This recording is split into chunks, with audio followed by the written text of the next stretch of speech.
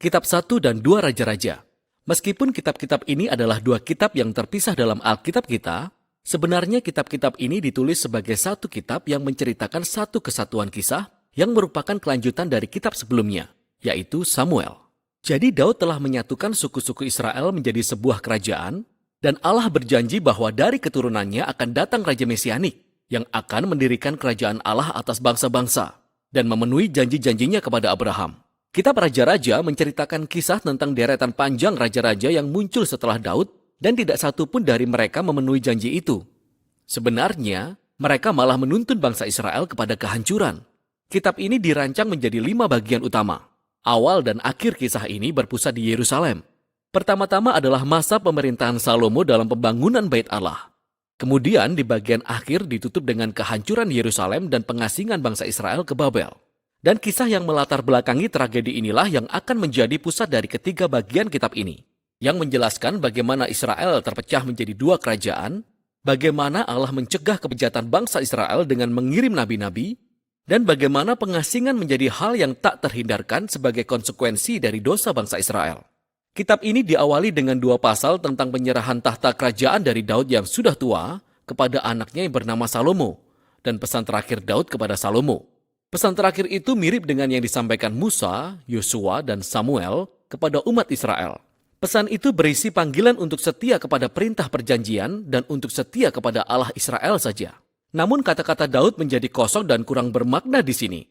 Karena Daud dan Salomo kemudian membuat persekongkolan untuk mengokohkan kerajaan baru ini melalui serangkaian pembunuhan politik. Jadi, ini bukan awal yang bagus. Masa gemilang Salomo datang ketika dia meminta hikmat kepada Allah untuk memimpin bangsa Israel. Dan ia bahkan mewujudkan mimpi Daud untuk membangun bait suci bagi Allah Israel.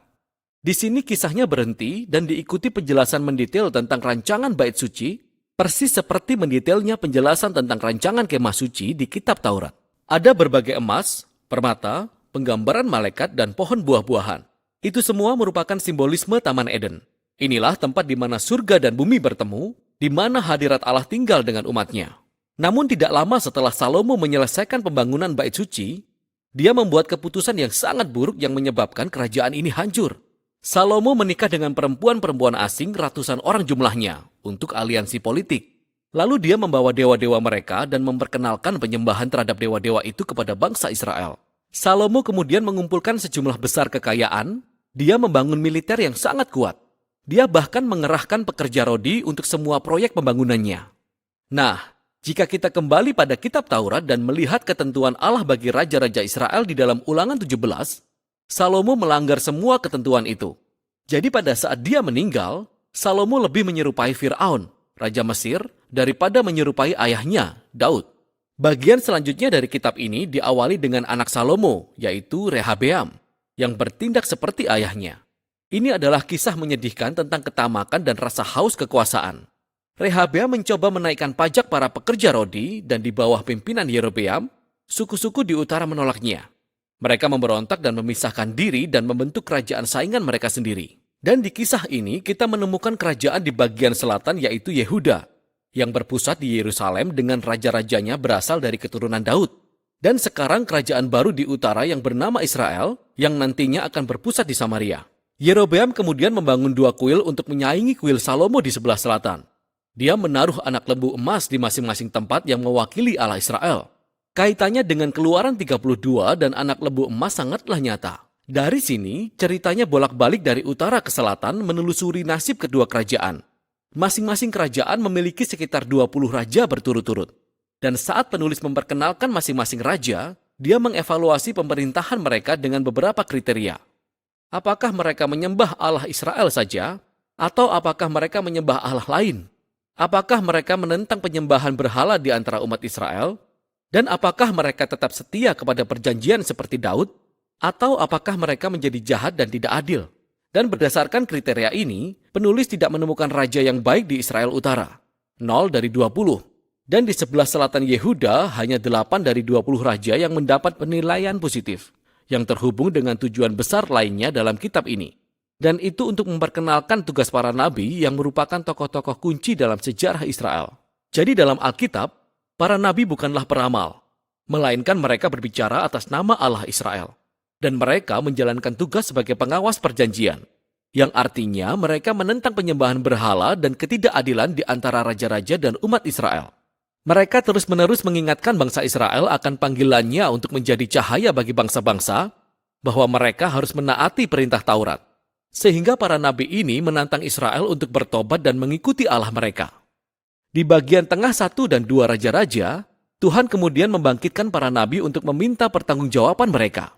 Nabi yang paling menonjol di utara adalah Elia dan muridnya Elisa. Di sini, di bagian tengah kitab ini. Elia adalah seorang nabi liar yang tinggal di padang gurun, dan musuh bebuyutannya adalah raja utara yang bernama Ahab, dan istrinya yang adalah orang Kanaan yang bernama Isabel. Ahab dan istrinya mempelopori penyembahan kepada dewa-dewa orang Kanaan yang bernama Baal di seluruh Israel. Dan dalam kisah yang terkenal, Elia menantang 450 nabi Baal dalam sebuah kontes untuk membuktikan Allah siapa yang hidup. Jadi kedua pihak membangun mezbah dan berdoa kepada Allah mereka masing-masing. Tapi hanya Allah Israel yang menjawab dengan api. Setelah ini, Ahab memakai kekuasaannya untuk membunuh petani Israel dan mencuri kebun anggur keluarganya. Dan sekali lagi Elia menentang ketidakadilan Ahab, dan dia memberitakan kehancuran keluarga Ahab. Elia akhirnya memberikan jubah kenabiannya kepada seorang murid muda yang bernama Elisa, yang meminta 2 bagian kuasa Elia. Tapi yang menarik di sini adalah bagaimana penulis menceritakan 7 tindakan ajaib Elia, dan kemudian dia menyuguhkan kisah tentang 14 tindakan penuh kuasa dari Elisa.